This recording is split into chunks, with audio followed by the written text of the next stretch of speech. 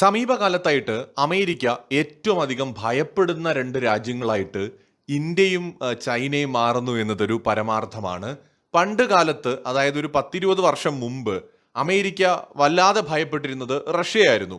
കാരണം റഷ്യയുടെ സൈനിക ശക്തിയാണ് അമേരിക്ക ഭയപ്പെട്ടത്.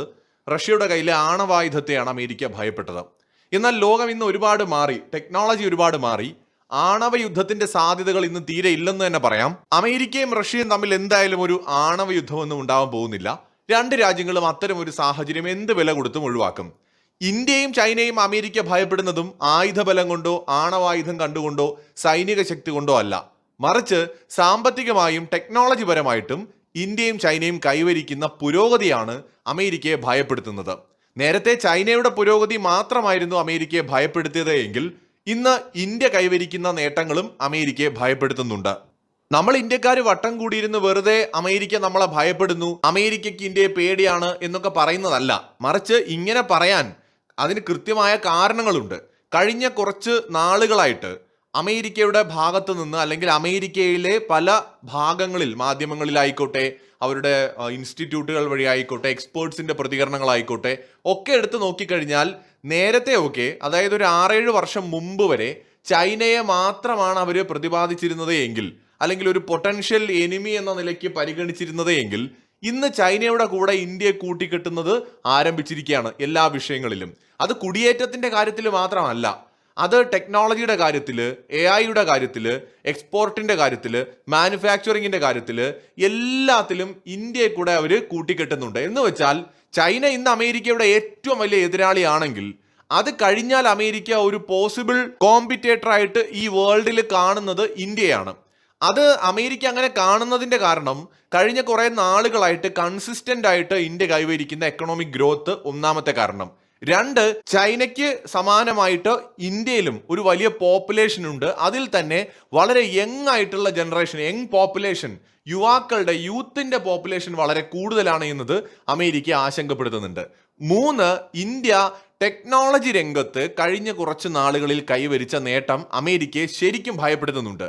DRDO കൈവരിക്കുന്ന നേട്ടങ്ങളാണെങ്കിലും, പ്രത്യേകിച്ച് ആയുധങ്ങളുടെ നിർമ്മാണത്തിൽ ഉൾപ്പെടെ കൈവരിക്കുന്ന നേട്ടങ്ങളാണെങ്കിലും, AI അടക്കമുള്ള, UPI അടക്കമുള്ള മേഖലകളിൽ ഇന്ത്യ കൈവരിച്ചിരിക്കുന്ന നേട്ടമാണെങ്കിലും അമേരിക്കയെ നല്ലപോലെ ഭയപ്പെടുത്തുന്നുണ്ട്.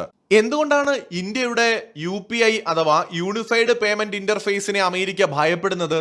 അഥവാ അമേരിക്കൻ കമ്പനികളുടെ ആഗോള കുത്തകയ്ക്ക് ഇതൊരു ഭീഷണിയാണെന്ന് പറയുന്നത്? അതിനെക്കുറിച്ചും വളരെ പെട്ടെന്ന് നമുക്കൊന്ന് നോക്കാം. ലോകത്തെ ഏറ്റവും ടെക്നോളജി രംഗത്ത് അഡ്വാൻസ്ഡ് ആയിട്ട് നിൽക്കുന്ന അമേരിക്ക ഇന്നും കാർഡുകളെയാണ് ഏറ്റവും കൂടുതൽ പേയ്മെന്റുകൾ നൽകുന്നതിനും മറ്റുമായി ഉപയോഗിക്കുന്നത്. വിസ, മാസ്റ്റർ കാർഡ്, ഇത് രണ്ടും അമേരിക്കയുടെ പതിറ്റാണ്ടുകളായിട്ടുള്ള ആഗോള കുത്തകയാണ്. ആഗോള പേയ്മെന്റ് രംഗം ഭരിച്ചിരുന്നത് ഈ അമേരിക്കൻ കമ്പനികളാണ്. Visa, master card. ഈ UPI വരുന്നതിന് മുമ്പ് പ്രേക്ഷകർക്കൊക്കെ ഓർമ്മയില്ലേ, നമ്മളൊക്കെ പെട്രോൾ പമ്പിൽ പോയാൽ കൊടുക്കുന്നത് കാർഡാണ്, അല്ലെങ്കിൽ എവിടെയും സാധനം വാങ്ങാൻ പോകുമ്പോൾ കാർഡ് കൊടുത്താണ് നമ്മൾ പേയ്മെന്റ് ചെയ്യുന്നത്, അല്ലേ? ഇന്നിപ്പോൾ നമ്മളിൽ എത്ര പേര് കാർഡ് ഉപയോഗിക്കുന്നുണ്ട്? നമ്മൾ എവിടെ പോയാലും ഗൂഗിൾ പേയോ ഫോൺ പേയോ അങ്ങനെയുള്ള ഏതെങ്കിലും UPI സേവനമായിരിക്കും നമ്മൾ ഉപയോഗിക്കുന്നത്. ചുരുക്കി പറഞ്ഞാൽ ഇന്ത്യൻ മാർക്കറ്റിൽ നിന്ന് വിസ, മാസ്റ്റർ കാർഡ് എന്നിവയുടെ സേവനം അപ്രത്യക്ഷമായിക്കൊണ്ടിരിക്കുകയാണ്, അഥവാ അവയുടെ ആവശ്യം കുറഞ്ഞുകൊണ്ടിരിക്കുകയാണ്.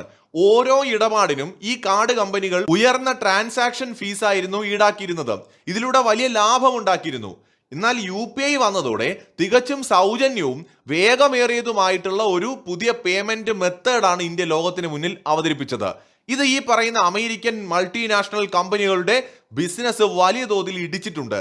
2026ഓടെ വിസയേക്കാൾ കൂടുതൽ ഇടപാടുകൾ UPI വഴി നടക്കുന്നു എന്ന് ലോകം തിരിച്ചറിഞ്ഞു. ഇത് അമേരിക്കയെ ഭയപ്പെടുത്താതിരിക്കുമോ? ഒന്ന് ആലോചിച്ച് നോക്കൂ. അമേരിക്കയുടെ കുത്തകയാണ് ഇന്ത്യ ഇടിച്ചത്. അമേരിക്കൻ ട്രേഡ് റെപ്രസെന്റേറ്റീവ് അടുത്തിടെ പുറത്തിറക്കിയ റിപ്പോർട്ടിൽ ഇന്ത്യയുടെ UPI ഒരു വ്യാപാര തടസ്സമാണെന്നാണ് ആരോപിച്ചത്, അഥവാ ട്രേഡ് ബാരിയർ ആണെന്നാണ് ആരോപിച്ചത്.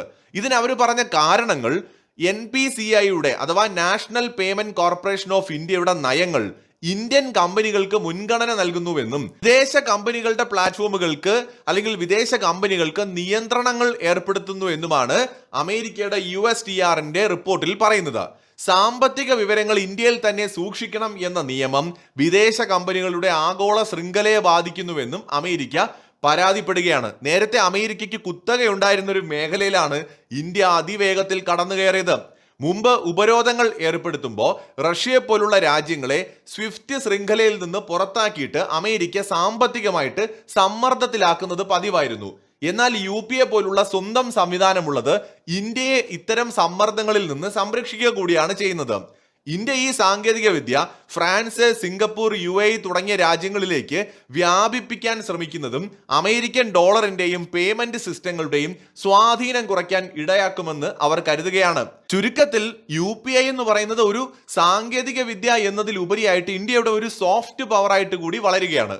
ഒന്ന് ആലോചിച്ച് നോക്കൂ, ഇങ്ങനെ ഒരു ചലഞ്ച് അമേരിക്കയ്ക്ക് വേറെ ഏതെങ്കിലും രാജ്യത്തിൽ നിന്ന് നേരിടേണ്ടി വരുന്നുണ്ടോ? ചൈനയിൽ നിന്ന് മറ്റു പല ചലഞ്ചുകളും US ഫേസ് ചെയ്യേണ്ടി വരുന്നുണ്ട്. അതുപോലെ തന്നെ ഇന്ത്യയും അമേരിക്കയുടെ കുത്തകയ്ക്കാണ് പലയിടങ്ങളിലും ചെക്ക് വയ്ക്കുന്നത്. അതുകൊണ്ട് അമേരിക്ക ചൈനയെ പോലെ തന്നെ ഇന്ത്യയും ഭാവിയിൽ അവരുടെ ഒരു എതിരാളിയായിട്ട് കാണുകയാണ്. അവിടെയാണ് ചൈനയുടെ പേര് പരാമർശിക്കുന്നിടത്തൊക്കെ വേണ്ടിടത്തും വേണ്ടാത്തടത്തും ഒക്കെ ഇന്ത്യയുടെ കൂടി പേര് പറഞ്ഞു പോകേണ്ടി വരുന്നത് അമേരിക്കയ്ക്ക്. ഡോളറിനെതിരായിട്ട് രൂപയുടെ മൂല്യം പലപ്പോഴും ഇടിയുന്നത് നമ്മുടെ വാർത്തകളിൽ വലിയ പ്രാധാന്യത്തോടെ വരാറുണ്ട്. പക്ഷെ അങ്ങനെയൊക്കെ സംഭവിച്ചിട്ട് അമേരിക്കയ്ക്ക് ഒരു കോൺഫിഡൻസ് ഇല്ല. പലരും ശ്രദ്ധിച്ചോ എന്ന് എനിക്കറിയില്ല. ഇപ്പോൾ 4ാം സ്ഥാനത്തുണ്ടായിരുന്ന ഇന്ത്യ 6ാം സ്ഥാനത്താണ് ടോട്ടൽ GDP. അടുത്ത വർഷത്തോടെ ഇനി വീണ്ടും 5ാമതും 4ാമതും ഒക്കെ എത്തൂ. കാരണം രൂപ ഡോളറിനെതിരെ രൂപയുടെ മൂല്യം കുറഞ്ഞതുകൊണ്ടാണ്, അല്ലാതെ ഇന്ത്യൻ എക്കണോമി വളരാത്തത് കൊണ്ടോ GDP കുറഞ്ഞതുകൊണ്ടോ അല്ല. അമേരിക്ക ഇപ്പോൾ ശ്രമിക്കുന്നത് ഡോളറിനെ ശക്തിപ്പെടുത്താനാണ്. ആ നീക്കങ്ങൾ നടത്തുന്നതിന്റെ ഭാഗമായിട്ട് ഇന്ത്യൻ രൂപയ്ക്ക് ഇടിവ് സംഭവിക്കുന്നുണ്ട് എന്നത് ശരിയാണെങ്കിലും US നന്നായിട്ട് അറിയാം ഇന്ത്യൻ എക്കണോമിയെ ഇത് ബാധിക്കുന്നില്ല. ഇന്ത്യൻ എക്കണോമി ഗ്രാജ്വലി വളർന്നുകൊണ്ടിരിക്കുകയാണ്. അത് കൺസിസ്റ്റന്റ് ആയിട്ട് വളരുകയാണ്. ഇത് സ്ഥിരതയുള്ള വളർച്ചയാണ്. അമേരിക്കൻ ഡോളറിന്റെ ആധിപത്യത്തിന് ഇനി അധികം ആയുസില്ല എന്ന് US നന്നായിട്ട് അറിയാം. അമേരിക്ക തങ്ങൾക്ക് ഇഷ്ടമില്ലാത്ത രാജ്യങ്ങൾക്ക് മേൽ സാമ്പത്തിക ഉപരോധം ഏർപ്പെടുത്താൻ ഡോളറിനെ ഒരു ആയുധമായിട്ട് ഉപയോഗിക്കാറുണ്ട്. ഇത് കണ്ട് പല രാജ്യങ്ങളും ആശങ്കപ്പെടാൻ തുടങ്ങുകയും ഡോളറിനെ അമിതമായിട്ട് ആശ്രയിക്കുന്നത് കുറയ്ക്കാൻ ശ്രമിക്കുകയുമാണ്. ഇതിനെയാണ് ഡി ഡോളറൈസേഷൻ എന്ന് വിളിക്കുന്നത്. സ്വന്തം കറൻസിയിൽ ട്രേഡ് നടത്താൻ ഈ രാജ്യങ്ങൾ, ഇന്ത്യ അടക്കമുള്ള രാജ്യങ്ങൾ ഇതിന്റെ ഭാഗമായിട്ടാണ് ശ്രമിക്കുന്നത്. ശരിക്കും ഡോളറിനെ പല എക്സ്പേർട്സും ഒരു ബലൂണുമായിട്ട് താരതമ്യപ്പെടുത്താറുണ്ട്. ഡോളറിനെ ഇങ്ങനെ ബലൂണായിട്ട് ചിലർ കാണാൻ കാരണം അമേരിക്കയുടെ ഭീമമായ കടബാധ്യതയാണ്. അവർക്ക് തോന്നിയ പോലെ പണം അച്ചടിക്കാൻ കഴിയുമെങ്കിലും ആഗോള വിപണിയിൽ ഡോളറിലുള്ള വിശ്വാസം കുറഞ്ഞാൽ അത് അമേരിക്കൻ സമ്പദ് വ്യവസ്ഥയെ വലിയ പ്രതിസന്ധിയിലാക്കും. നിലവിൽ ചൈനയ്ക്കോ ഇന്ത്യക്കോ അങ്ങനെ ഒരു പ്രതിസന്ധി ഇല്ല. നിലവിൽ ലോകത്തിലെ സെൻട്രൽ ബാങ്കുകൾ തങ്ങളുടെ കരുതൽ ശേഖരത്തിൽ ഡോളറിന് പകരം സ്വർണത്തിനും മറ്റ് കറൻസികൾക്കും കൂടുതൽ പ്രാധാന്യം നൽകി തുടങ്ങിയിട്ടുമുണ്ട്. അതായത് ഇന്ത്യയുടെ വളർച്ച എന്ന് പറയുന്നത് അമേരിക്കയുടേതുപോലെ ഒരു ഊഹക്കച്ചവടത്തിലല്ല മുന്നോട്ട് പോകുന്നത്.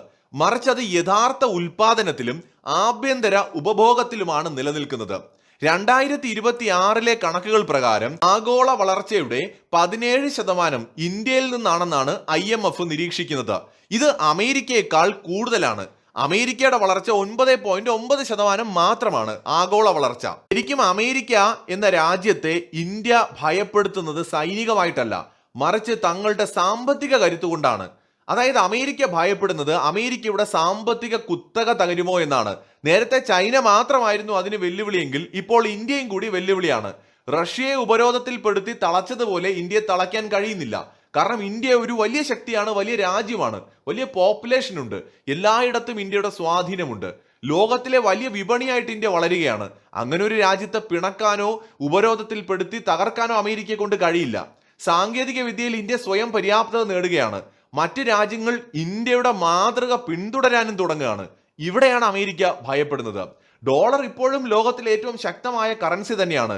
പക്ഷെ അത് പഴയതുപോലെ ഒരു ഒറ്റയാനല്ല. ഇന്ത്യ പോലെയുള്ള വളരുന്ന ശക്തികൾ തങ്ങളുടേതായ സാമ്പത്തിക പ്രതിരോധം തീർക്കുന്നത് അമേരിക്കയെ അസ്വസ്ഥരാക്കുന്നുണ്ട്. അവർ മാത്രം നേരത്തെ കൈയാളിയിരുന്ന പല മേഖലയിലേക്കും ചൈനയെ കൂടാതെ ഇന്ത്യയും കൂടി കടന്നു വരികയാണ്. ഇന്ത്യയുടെ വളർച്ച കൂടുതൽ കാലം നിലനിൽക്കുന്നതും അടിത്തറയുള്ളതാണ് എന്നും ആഗോള തലത്തിൽ ഇപ്പോൾ അംഗീകരിക്കപ്പെട്ടു കഴിഞ്ഞു. എന്നാൽ അമേരിക്കയുടെ ഭാവി പ്രവചനാതീതമായിട്ട് തുടരുകയാണ്. അമേരിക്ക ഇന്ന് ഇന്ത്യയെക്കാൾ വളരെ സാമ്പത്തികമായി മുന്നിലെന്ന് പറയുമ്പോൾ തന്നെ അമേരിക്ക വീഴാൻ തുടങ്ങിയാൽ കണ്ണടച്ചു തുറക്കുന്ന വേഗത്തിൽ അമേരിക്ക സാമ്പത്തികമായി തകരുമെന്നാണ് വിദഗ്ധർ അഭിപ്രായപ്പെടുന്നത്.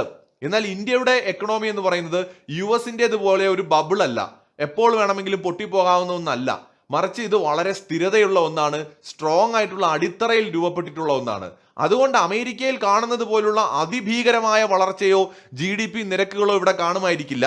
പക്ഷേ ഇത് ദീർഘകാലം നിലനിൽക്കുന്നതും സുസ്ഥിരമായ ഒന്നുമാണ്. അമേരിക്കയുടെ കാര്യമോ എപ്പോൾ വേണമെങ്കിലും അത് തകർച്ചയിലേക്ക് പോകാവുന്ന സ്ഥിതിയിലൂടെയാണ് കടന്നു പോകുന്നത്. മറ്റൊരു വീഡിയോയുമായി വീണ്ടും കാണാം.